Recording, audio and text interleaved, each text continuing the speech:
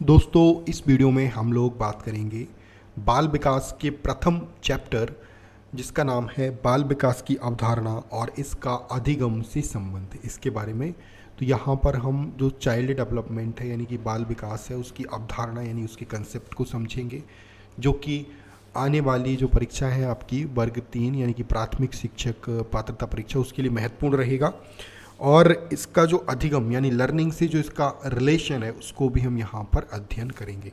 तो आप लोगों को मैं आगे बढ़ने से पहले यही कहूँगा कि आप इन दो शब्दों को ध्यान रखिएगा। पहला तो बाल, तो बाल मतलब एक बच्चा होता है, तो उसकी जो अवस्था होती है उसको बाल्यावस्था कहते हैं। और बाल्यावस्था में भी अलग अलग अवस्थाओं को शैशव अवस्था और फिर बाल्यावस्था, किशोर अवस्था, जो अलग अलग प्रकार से डिवाइड किया जाता है, इनको आप अपने दिमाग में अभी से बिठा लीजिएगा। और डेवलपमेंट को आप थोड़ा समझिएगा। डेवलपमेंट एक बहुत विस्तृत चीज़ है, विकास एक बहुत विस्तृत चीज़ है। तो इन्हीं दो जो आज के हमारे जो आपके सामने दिख रहे हैं बाल विकास, तो इसको हम यहाँ पर समझेंगे। चूँकि ये पूरा जो CDP होता है उसका नाम ही चाइल्ड डेवलपमेंट एंड पेडागोजी होती है। तो चाइल्ड डेवलपमेंट और इसका लर्निंग से क्या रिलेशन है, क्योंकि आप अगर छोटे बच्चों को पढ़ाते हैं तो अगर आप उनके विकास को समझेंगे कि बालक किस तरीके से विकास कर रहा है, किस तरीके से उसका डेवलपमेंट होता है, तो आप और अच्छे से उनको अधिगम करा पाएंगे। और अधिगम की जो प्रक्रिया रहेगी वो बहुत ही सुलभ रहेगी और उन बहुत ही उपयोगी रहेगी, और उनको कह सकते हैं कि बहुत ही जल्दी लर्न भी होगा, चीज़ें अच्छे से समझ में आएंगी, समायोजन वो कर पाएंगे। तो दोस्तों, पहली बात हम यहाँ पर करें तो देखिए, बाल विकास एक जीवन पर्यंत चलने वाली प्रक्रिया है। यानी कि विकास की बात करें तो न सिर्फ हम बाल विकास की बात करें, विकास की बात करें तो ये एक पूरी ज़िंदगी चलती है, एक जीवन पर्यंत चलने वाली प्रक्रिया है। कुछ साल तक आप देख सकते हैं आपके शारीरिक विकास होता है, आपका किशोर अवस्था तक काफ़ी शारीरिक विकास हो जाता है। फिर आपका मेंटल डेवलपमेंट, मानसिक विकास आपका पूरी आपकी मृत्यु तक आपका मेंटल डेवलपमेंट चलता रहता है, मानसिक विकास आपका होता रहता है। और इसमें हम देखें तो विकास की प्रक्रिया में बालक की, हम चूँकि यहाँ पर हम बाल विकास की बात कर रहे हैं तो बालक हमारे केंद्र में रहेगा। तो बालक का शारीरिक हो, उसका क्रियात्मक विकास हो, शारीरिक क्रियात्मक या संज्ञानात्मक विकास हो, भाषागत विकास हो, संवेगात्मक हो, और सामाजिक विकास उसका होता है। तो अलग अलग है इसमें। संज्ञानात्मक भी आपको ध्यान में रखना है, भाषागत उसका लैंग्वेज का डेवलपमेंट होता है, उसका इमोशंस का डेवलपमेंट होता है, उसका सोशल डेवलपमेंट होता है, उसका शारीरिक विकास होता है। तो ये सभी चीज़ें आपको ध्यान में रखनी है। बालक में विकास के साथ साथ होने, ये गलत आयोग गलत लिखा गया, ये विकास है, होने वाले गुणात्मक और तगड़े परिमाणात्मक परिवर्तन सामान्यतः देखे जाते हैं। तगड़े परिमाणात्मक परिवर्तन का मतलब ये है कि उसकी जो आयु है आप वो बढ़ती है, लेकिन एक समय ऐसा आता है कि आयु की तुलना में उसका शरीर एकदम से बढ़ जाता है।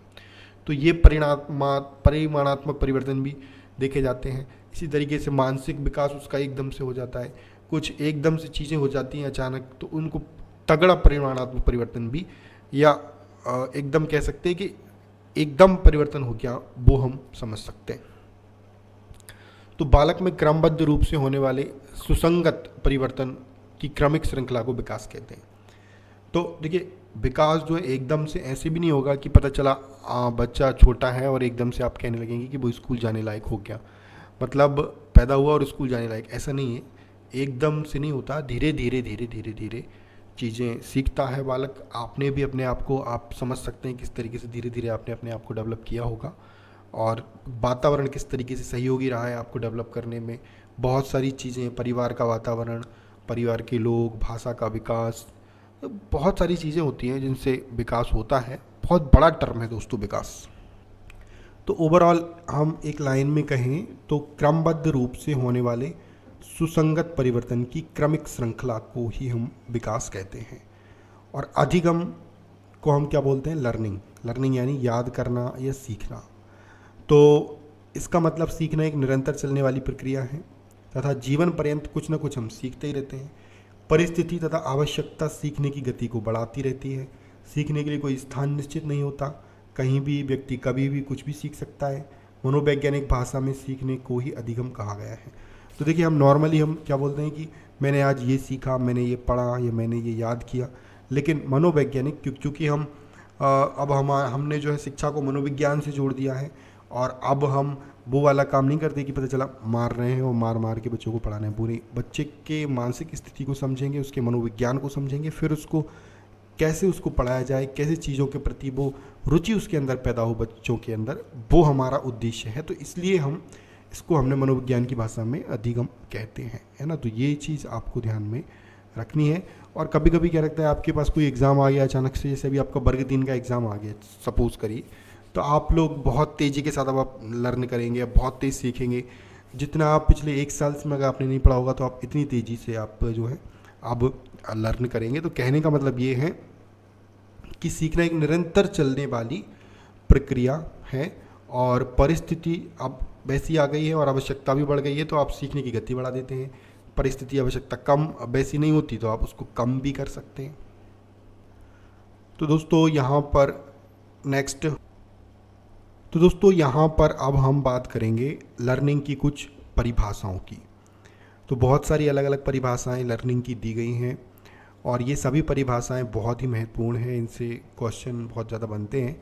तो वुडवर्थ ने दी है, इसके अलावा स्किनर जी ने भी दी है, गिलफोर्ड जी के अनुसार गेट्स और क्रो इन सब ने परिभाषाएं दी हैं। तो वुडवर्थ के ने जो परिभाषाएं दी है, इन्होंने क्या कहा है, इन्होंने कहा है कि नवीन ज्ञान एवं प्रतिक्रियाओं का अर्जन ही अधिगम है। तो इनने ओवरऑल कह सकते हैं कि हम जो अपन नए नए सीखना चाहते हैं ना, बहुत अपने अंदर जिज्ञासा होती है, कुछ ना कुछ नया सीखना चाहते हैं, तो उन्होंने कहा कि ये नया सीखने वाले का अर्जन जो हम अर्जन करते हैं नए ज्ञान का और प्रतिक्रियाओं का, वो ही क्या है, अधिगम है, लर्निंग है। ये वुडवर्थ जी ने कहा है।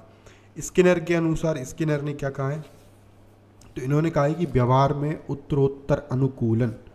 तो व्यवहार में उत्तरोत्तर अनुकूलन मतलब कि जैसे जैसे हम बिहेव करते हैं, और फिर धीरे धीरे धीरे हम अधिगम कर करके हम अनुकूलित हो जाते हैं अपने वातावरण के प्रति, तो वो क्या है, अधिगम है। ये कहा है स्किनर ने।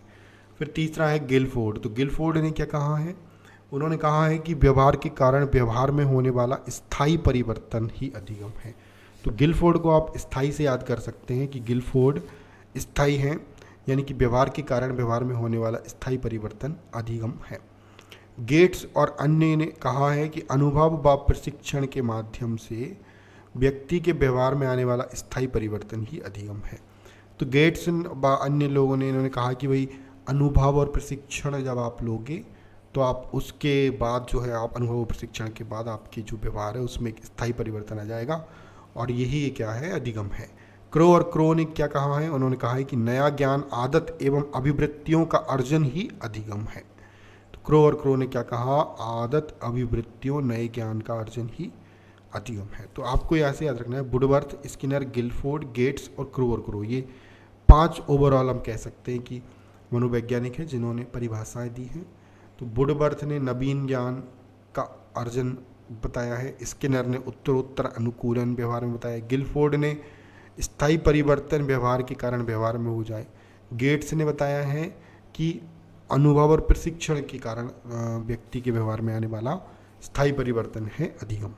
क्रो ने कहा नया ज्ञान, आदत एवं अभिवृत्तियों का अर्जन ही अधिगम है।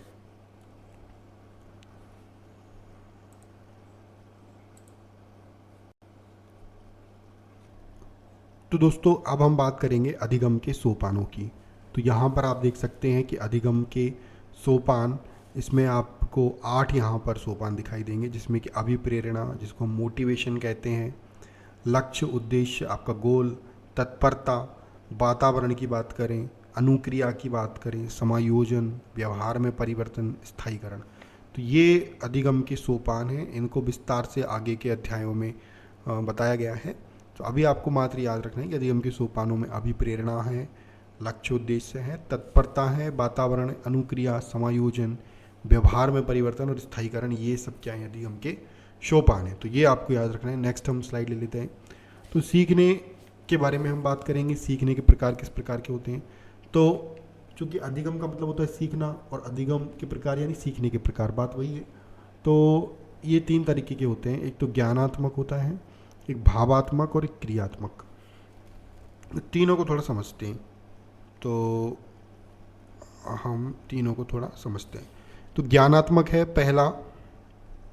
तो ज्ञानात्मक की बात करें तो यह बौद्धिक विकास तथा ज्ञान अर्जित करने की क्रियाओं पर प्रयुक्त है। इसमें प्रत्यक्षात्मक, प्रत्यात्मक, सहचर्यात्मक रूप में सीखा जाता है। तो यहाँ पर अगर हम बात करें तो देखिए ज्ञानात्मक अधिगम, जैसे कि नाम से ही इसका स्पष्ट हो रहा है कि ये ज्ञान से रिलेटेड है, मतलब आपको ज्ञान के माध्यम से आप अधिगम कर रहे हैं। तो ज्ञान अर्जित करने की जो क्रियाएं हैं उनमें आप प्रत्यक्षीकरण करते हैं, उनका एक प्रत्यय का निर्माण होता है आपके मन मस्तिष्क में, और सहचर्यात्मक रूप में आप इसमें सीखते हैं। भावात्मक की बात करें तो इसका संबंध बच्चों की कोमल भावनाओं से होता है। भावात्मक अधिगम की बात करें तो भावनात्मक अधिगम का जो उद्देश्य है कि बच्चे किसी वस्तु को देखकर, किसी आवाज़ को सुनकर आनंद प्राप्त कर सकें, इसमें महसूस करके सीखा जाता है। तो क्वेश्चन ऐसे बन सकता है कि किस अधिगम में महसूस करके सीखा जाता है? तो ये है आपका भावात्मक अधिगम। अगला है क्रियात्मक अधिगम। तो क्रियात्मक अधिगम की बात करें दोस्तों तो इसमें किसी कला में निपुणता प्राप्त की जाती है, जैसे कि संगीत, नृत्य, मॉडल बनाना आदि। तो ये हो जाएगा आपका क्रियात्मक अधिगम। अब हम बात करते हैं अधिगम की विशेषताओं की। तो देखिए सीखना ही अधिगम है, याद रखिएगा, नाम भी दोनों का एक ही है, लगभग सीखना और अधिगम एक ही बात है। तो अधिगम करेंगे तो व्यवहार में परिवर्तन होगा ही होगा, आदतों के निर्माण भी हो जाएंगी। देखिए आप धीरे धीरे बताइए आपने अपने लाइफ में कितनी आदतें चेंज की हुई है, ये अधिगम के कारण ही तो हुआ है। अधिगम अनुभवों का क्या है, एक संगठन, एक पूरा अनुभव जितने भी आपके होते हैं उनका एक संगठन होता है अधिगम। अधिगम कार्य व उत्पादन है, ये भी सही बात है। अधिगम अनुकूलन है, ये भी बिल्कुल सही बात है। अधिगम विशेष परिस्थितियों की उपज है। हाँ, तो कोई विशेष परिस्थितियों की उपज में भी आप अधिगम करते हैं, सीखते हैं, तो ये भी सही बात है। और यहाँ पर ये अगला है कि अनअधिगम भी अधिगम है। तो इसको हम यहाँ पर ऐसे समझ सकते हैं कि आपकी अधिगम की इच्छा नहीं है, लेकिन वो भी किसके कारण है कि आपने कुछ जो है ऐसा सीखा है जिसके कारण आप उस चीज़ को नहीं सीखना चाहते। तो वो भी आप पहले अधिगम के कारण ही आपके अनअधिगम आप कर रहे हैं, यानी कि आप उस एक पर्टिकुलर चीज़ को आप नहीं सीखना चाहते, उसको नहीं करना चाहते, उसको नहीं जानना चाहते।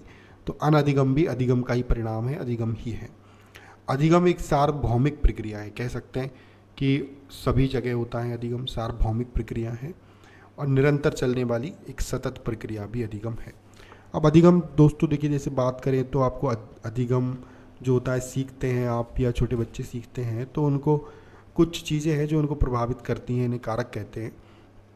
तो 3 कारक तो यहाँ पर आपको दिखाई दे रहे हैं, जिसमें आपका पहला है व्यक्तिगत, दूसरा है आपका शिक्षक संबंधी, तीसरा है वातावरण संबंधी। तो व्यक्तिगत तो आप में उसे बच्चे ही आ जाएगा, मतलब कि उसकी स्वयं की चीज़ें हैं जो उसको प्रभावित कर रही हैं। दूसरा शिक्षक से रिलेटेड, मतलब शिक्षक कैसा है वो भी एक महत्वपूर्ण है। तीसरा है वातावरण संबंधी, वातावरण का बहुत महत्वपूर्ण प्रभाव पड़ता है।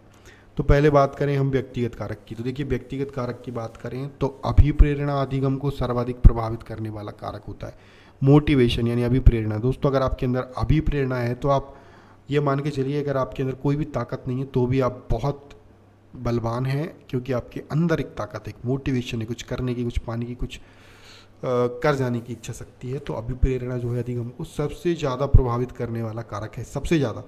क्वेश्चन ऐसे पूछ सकते हैं कि अधिगम की प्रक्रिया को सबसे ज़्यादा प्रभावित करने वाला कारक क्या है? तो अभिप्रेरणा अधिगम को सबसे ज़्यादा प्रभावित करने वाला कारक है।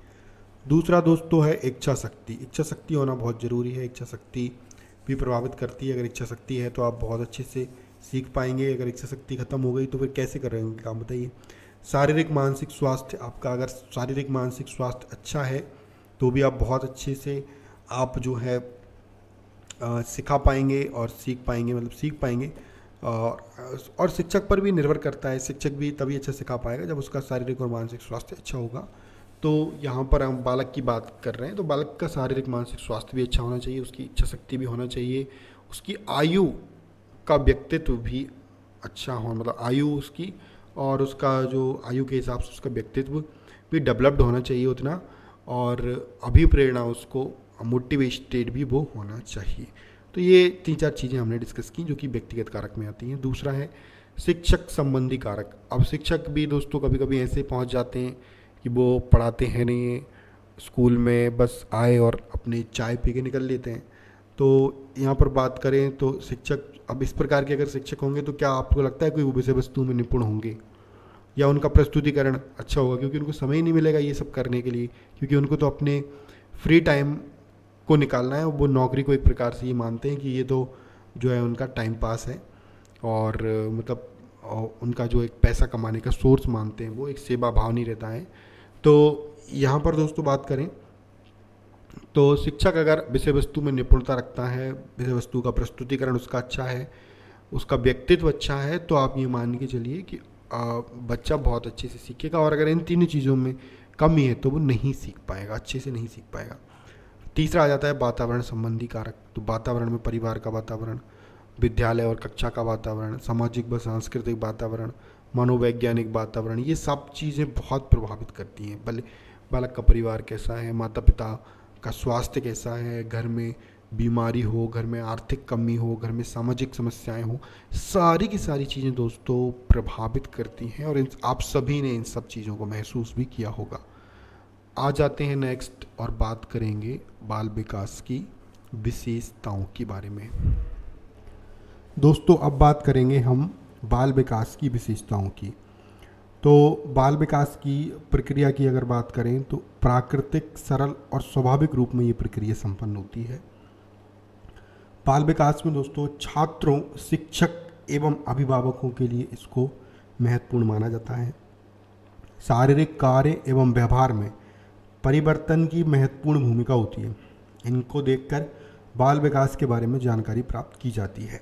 तो यहाँ पर ये ध्यान में रखना है कि शारीरिक कार्य और व्यवहार में परिवर्तन की महत्वपूर्ण भूमिका इसमें होती है, और इन्हीं को देखकर बाल विकास के बारे में जानकारी प्राप्त की जाती है।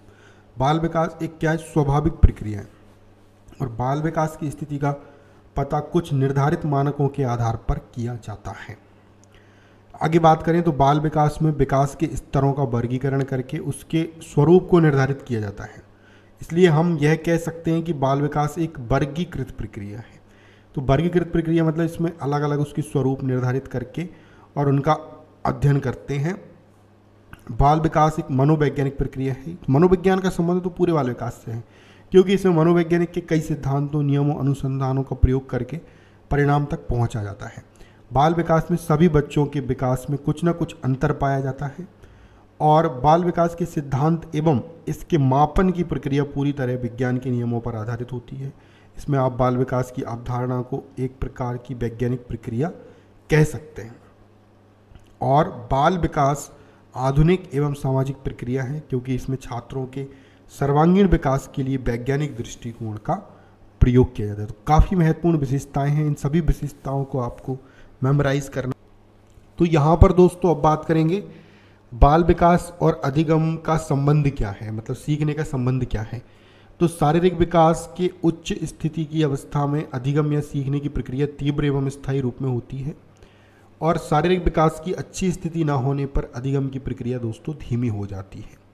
संज्ञानात्मक विकास की अगर हम बात करें तो संज्ञानात्मक विकास की उचित स्थिति ही अधिगम को उच्च और स्थायी बनाती है, और सामाजिक विकास की प्रभावशीलता ही प्रभावी अधिगम का मार्ग प्रशस्त करती है। संवेगात्मक स्थिरता की बात करें तो संवेगात्मक स्थिरता के माध्यम से ही बालक संतुलित कार्य व्यवहार सीखता है।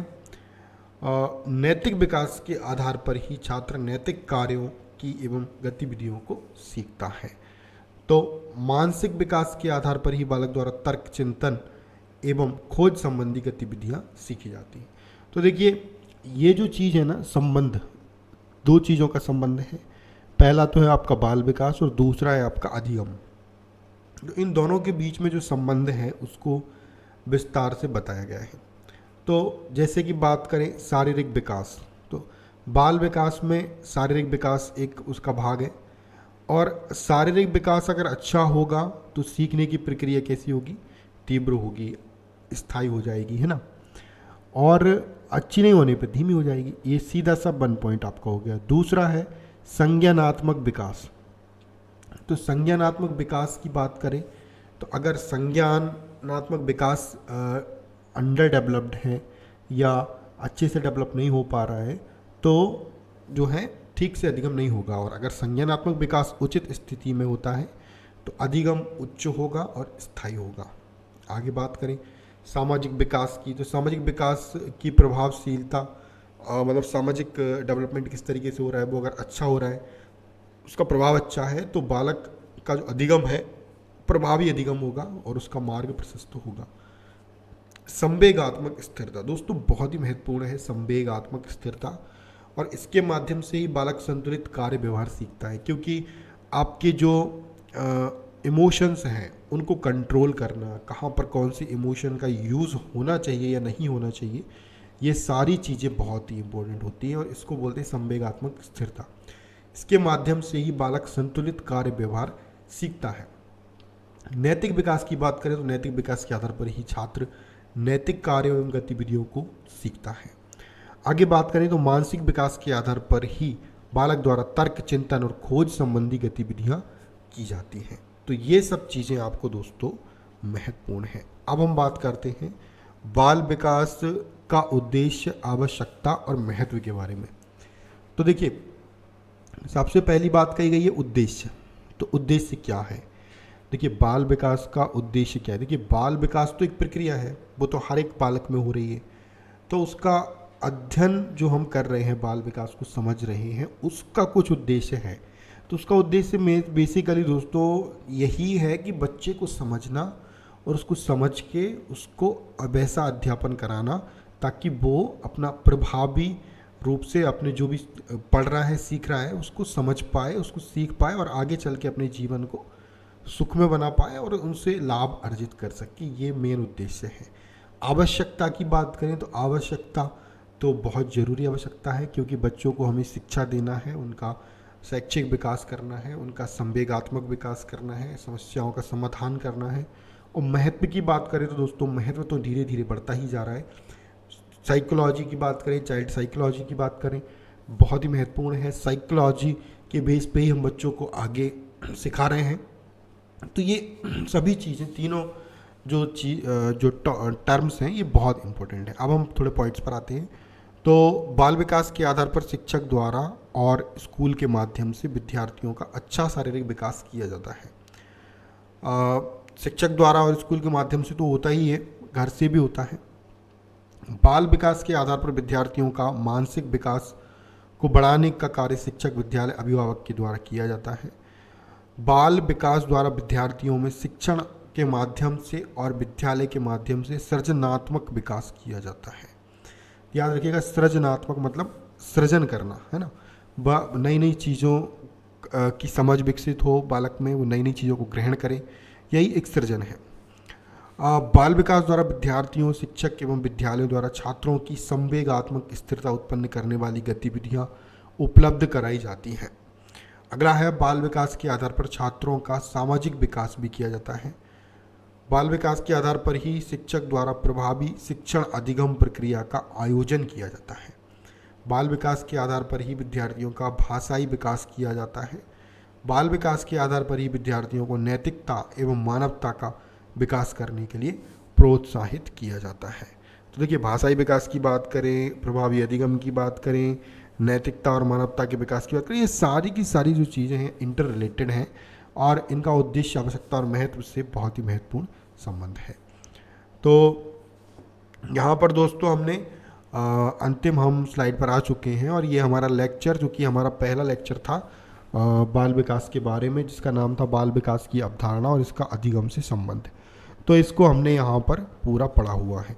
मैं इसकी रिवीजन आपको एक करा रहा हूँ। रिवीजन कराने के बाद में कुछ और एक लास्ट में 2-3 मिनट का लगभग आपका समय और लूँगा, जिसमें हम कुछ महत्वपूर्ण इस पर चर्चा करेंगे जो कि एग्ज़ाम के पॉइंट ऑफ व्यू से महत्वपूर्ण रहेंगे।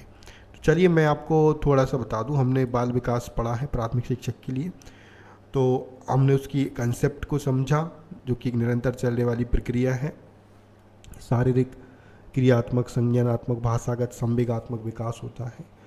गुणात्मक और परिणामात्मक परिवर्तन देखे जा सकते हैं। निरंतर चलने वाली प्रक्रिया होती है दोस्तों। तो मनोविज्ञान में इसको अधिगम कहते हैं।